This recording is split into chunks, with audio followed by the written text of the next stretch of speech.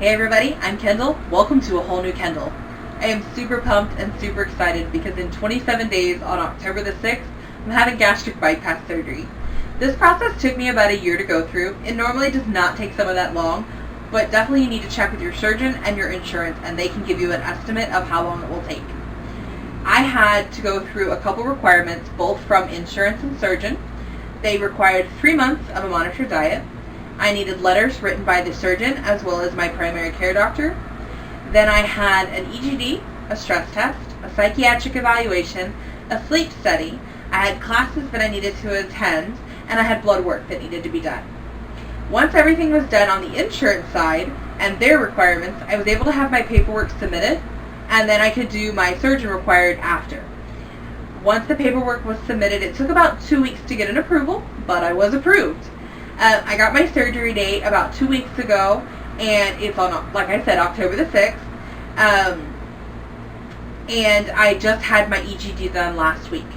Now last week they did actually find that I have acid reflux, esophagitis, as well as a hernia. I was a little surprised on the acid reflux because I don't have heartburn, I don't have the effects of acid reflux, but I do have the acid reflux in my body. So what they actually suggested is that instead of having my original decided surgery, which was gastric sleeve, I'm going to actually be having gastric bypass. They said the gastric sleeve could actually make these things a lot worse, and then I would definitely feel effects from them. With a gastric sleeve, what they do is they give you a banana-shaped stomach. They do an inflation with a little rod that goes from the top of your stomach all the way to your small intestines, and they cut with staples all up the side, and they give you a banana-shaped stomach. Everything else from your old stomach is removed out one of your incisions, and you no longer have that part. That means this particular surgery is irreversible. Unfortunately, because they're removing the rest of that stomach, you're still making the same amount of stomach acid, but in a lot smaller space. So that's why it could make these issues with esophagitis and acid reflux a lot worse. So she suggested that I have the gastric bypass. She pointed out that it is reversible, however, I don't plan on having this reversed. With the gastric bypass, they're going to give me an egg-shaped stomach, and they're going to reroute my small intestines up to my new pouch. Then they're going to take the old piece of intestines and actually move it to this new piece. So I will have my pouch, and then I will have a Y-shaped intestines going down to my small intestines. The old stomach will still create my stomach acids, and those stomach acids will go into one side of the Y, while the food will travel down the other side and meet in the middle. And that will help digest all of my food before it travels to the rest of my small intestines. The pouch will hold about 4 ounces, and in the beginning that's pretty much all I'm going to be able to have.